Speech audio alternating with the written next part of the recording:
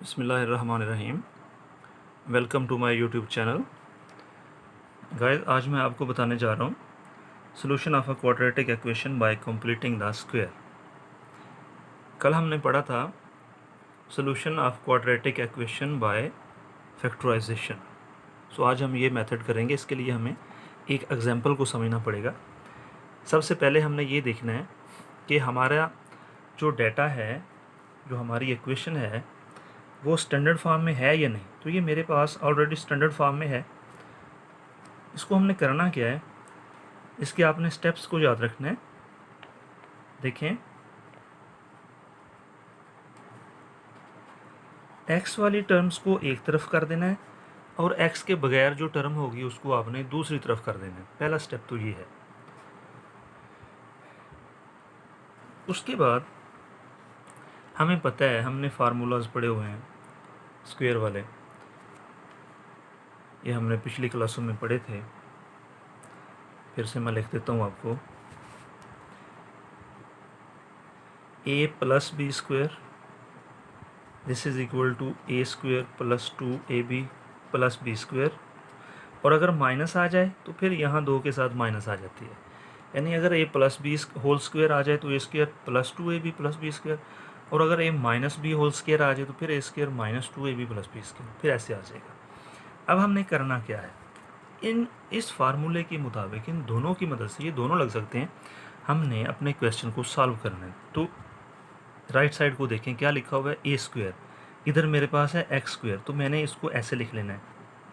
इसको मैं पढ़ूंगा ए स्क्वायर, उसके बाद है माइनस 2ab, बिकॉज यहाँ पे माइनस है तो अब मुझे माइनस वाला फार्मूला अप्लाई करना है। तो माइनस 2ab है, माइनस 2 लगाऊंगा। ए का मतलब जो ब्रैकेट के अंदर है एक्स, और बी का मतलब कि मैं इसको किससे मल्टीप्लाई करूँ तो मेरे पास 3x आ जाए।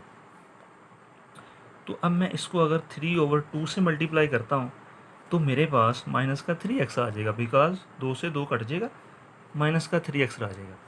अब ये देखें क्या बन रहा है, ए स्क्वायर माइनस 2ab, और उसके बाद फार्मूले में क्या है, प्लस बी स्क्वायर, प्लस डालूंगा, और ये मेरा b है, इसका स्क्वायर मैं डाल दूंगा। जैसे मेरे फार्मूले में था मैंने वैसे ही लिखा है। ए स्क्वायर था तो मैंने इधर एक्स स्क्वायर डाल दिया, माइनस 2ab है तो माइनस 2 लगा के ए लिखा मैंने जो ब्रैकेट में है, और उसके बाद बी के इसको किससे मल्टीप्लाई करें तो माइनस का 3x आ जाए, वो मैंने लिखा 3/2, और फिर आगे उसी का स्क्वायर कर दिया, इज इक्वल टू 4 है। अब जो देखने वाली बात है वो ये है कि ऊपर वाले स्टेप में आप देखें एक्स स्क्वायर है जो कि ये आ रहा है, माइनस 3x वो इसको सॉल्व करने से आ जाएगा। ये 3/2 होल का स्क्वायर ऊपर नहीं था, लेकिन अब ये फार्मूले के मुताबिक हमारे पास आ गया। तो लेफ़्ट साइड पे ये टर्म ज़्यादा हो गई है, हमने इसको बैलेंस करने के लिए राइट साइड पर भी इसी को ऐड कर देना है। तो अब मेरे पास ये स्टेप्स बैलेंस हो गए। अब गाइस आप ये देखें,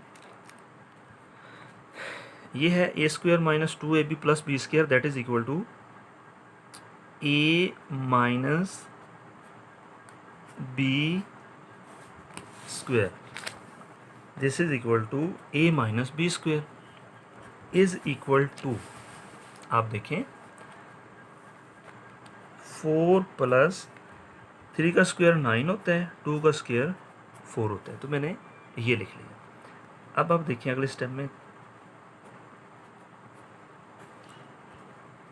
इसका एलसीएम लूँगा। बटे वाली जमा या तफरीक जब भी आएगी तो आपने उसका एलसीएम ही लेना है, इसके अलावा और कोई काम आपने नहीं करना।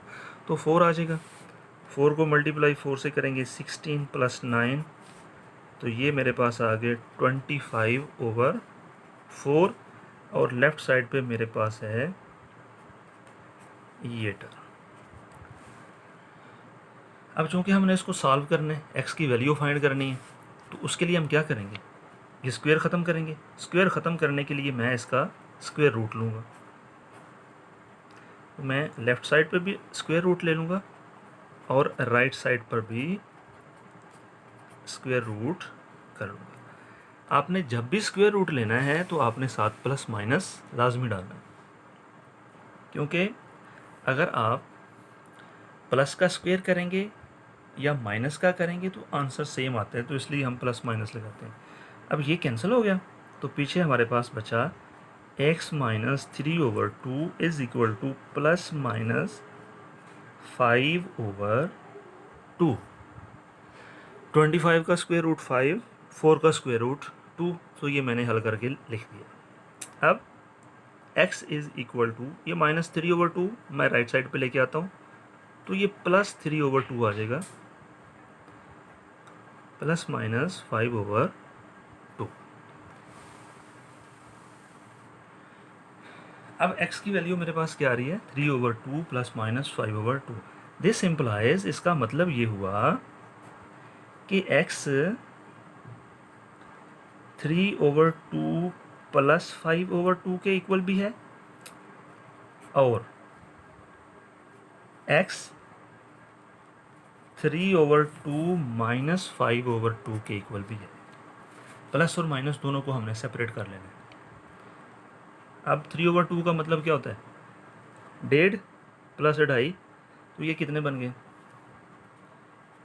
तो ये बन गए 1.5 प्लस 2.5, ये हो गए 4 हो गए। तो x इज इक्वल टू, एक आंसर तो मेरा ये आ गया 4, और दूसरा आंसर ये 2.5 माइनस के हैं, 1.5, 2.5 में से 1.5 निकाल दिए तो माइनस का 1 आ जाएगा, बड़ी रकम की अलामत आती है। सो मेरे पास जो आंसर आ रहा है वो 4, -1। सो ये हमारा सॉल्यूशन सेट है। इस तरह से आपने लिखना है, ये ब्रैकेटें भी डालनी है, इसके भी मार्क्स होते हैं।